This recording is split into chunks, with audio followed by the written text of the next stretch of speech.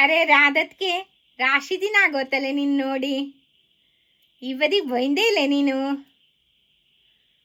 ಹೌದೇ ಸುಮತ್ಗೆ ಯಾನಿಗೆ ಇವತ್ತಿಗೆ ಬರಲ್ಲ ಇದ್ದಿಲ್ಲ ನೋಡು. ಯಾವ ನಮೂನಿ ಮಳೆ ಹೋಯ್ತಾ ಇತ್ತೇದು. ಈಗ 15 ದಿನದಿಂದ ಬಿಡುವಿಲ್ದೆ ಮಳೆ ಹೋಯ್ತಾನೇ ಇತ್ತಲೆ. ಮನೆಯಿಂದ ಹೊರಗೆ ಬರೋ ನಮೂನಿನೇ ಇಲ್ಲೇ ನೋಡು. ಇವತ್ತನಿ ಹೊಳವ ಇದ್ದಲೆ, ಹಂಗಾಗಿ ನಾನು ಇಲ್ಲಿ ದೇವಸ್ಥಾನ ಹೊಕ್ಕೋಗನ ಬಂದಿ.